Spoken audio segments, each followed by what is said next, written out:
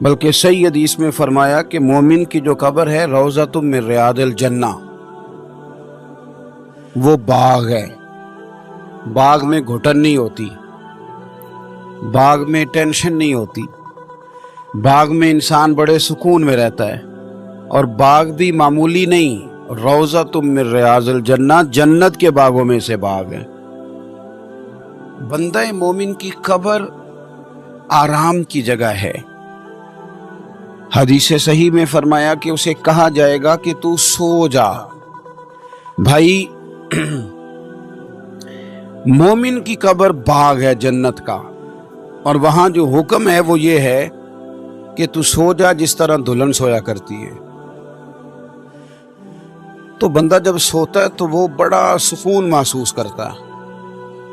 وہ سوتا ہی اس لیے کہ میری طبیعت تھوڑی ٹھیک ہو جائے۔ سوتا ہے بندہ تو اسے انرجی ملتی ہے۔ آپ سوتے ہیں تو آپ کی تھکاوٹیں اترتی ہیں، آپ سو جاتے ہیں تو آپ کا جسم ایک توانائی پاتا ہے۔ تو قبر کے اندر ہمیں جو بتایا گیا ہے بندہ مومن کو، وہ یہ کہا گیا ہے تو ڈائریکشن ٹھیک رکھنا، نتیجہ وہ نہ نکال دینا کہ قبر کھڈا بن جائے۔ کام اس طرح کے نہ کرنا کہ وہاں تیرے پاس سزا کے لیے فرشتے پہنچ جائیں۔ کام اعمال ٹھیک کرنا۔ قبر جنت کے باغوں میں سے باغ ہے، اور وہاں تمہیں تکلیف نہیں دی جائے گی، بلکہ وہاں تو کہا جائے گا سو جا آرام سے، نیند پوری کر، تو تھکاوٹیں اتار، تو یہاں آیا ہے تو سو جا۔ اور سونا بھی اس طرح نہیں، اس طرح سو جس طرح دلہن سوتی ہے۔ آج اس کا پروٹوکول ہے، آج تو اسے دنیا دیکھنے آئی ہے۔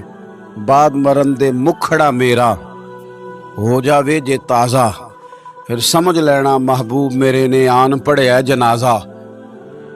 طبیعت میں اس ذوق کو پیدا کیا جائے۔ میں نے قرآن مجید سورہ مریم کی 2 آیات پڑھی ہیں، ان دونوں باتوں کو رب کریم نے بیان فرمایا۔ یوم نحشر المتقین الی الرحمن وفدا۔ خالی ترجمے پہ کبھی غور کریں تو قرآن مجید مزہ دیتا ہے۔ فرمایا یوم نحشر المتقین الی الرحمن وفدا۔ فرمایا جو نیک لوگ ہوں گے نا، نیک لوگ، انہیں قیامت کے دن رحمان کی بارگاہ میں مہمان بنا کے پیش کیا جائے گا۔ اللہ کی بارگاہ میں پیش کیا جائے گا مہمان بنا کے، وفد کی صورت میں۔ اور جو صیغہ استعمال کیا وہ کون سا؟ الی الرحمن۔ اللہ کے کئی اسماء ہیں نا، یہ نہیں کہا جبار کے پاس پیش کیا جائے گا، یہ نہیں کہا قہار کے پاس پیش کیا جائے۔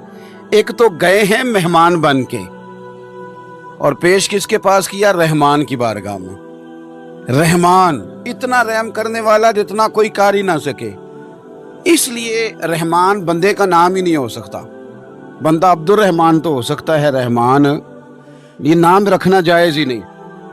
تو رحمان کی بارگاہ میں پیش کیا جائے گا مہمان بنا کے۔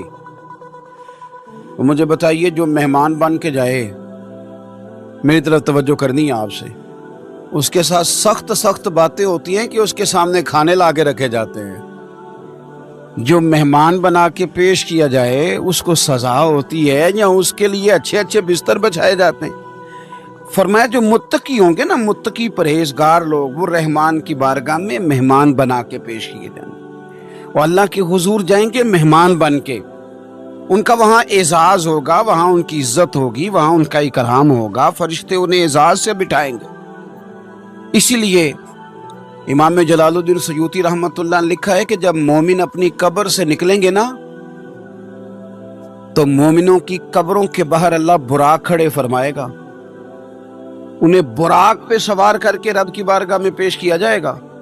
لیکن اگلی آیت میں فرمایا جو مجرم ہوں گے، وَنَسُوقُ الْمُجْرِمِينَ إِلَىٰ جَهَنَّمَ وِرْدًا، مجرموں کو ہانکا جائے گا جس طرح چرواہا بکریاں ہانکتا ہے۔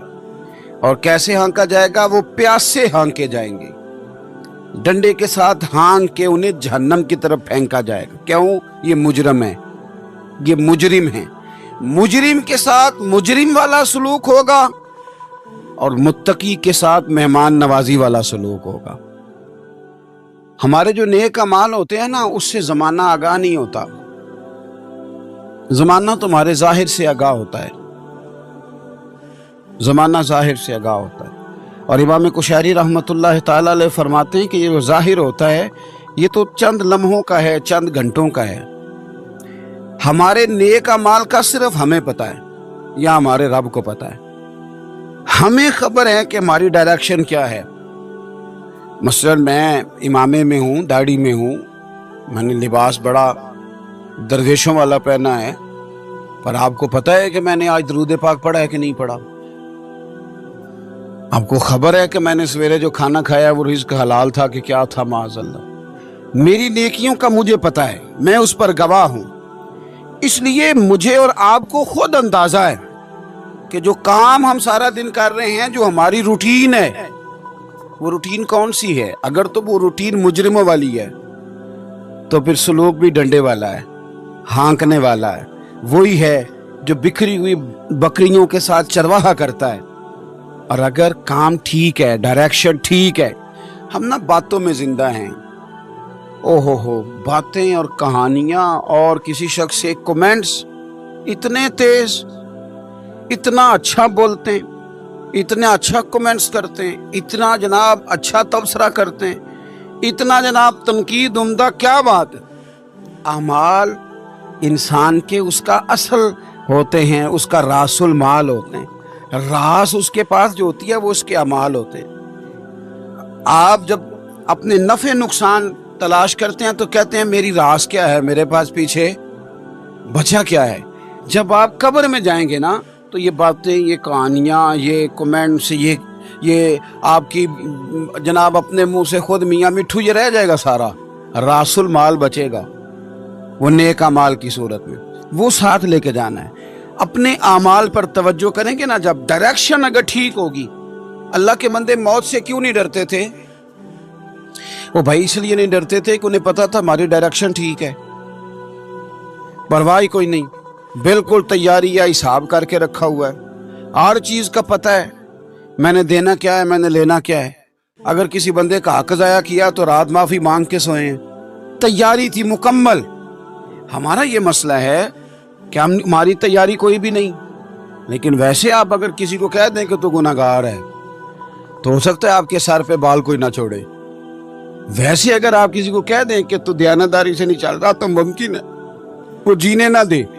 अपने मुहासबे को, अपने मामलात को देखें।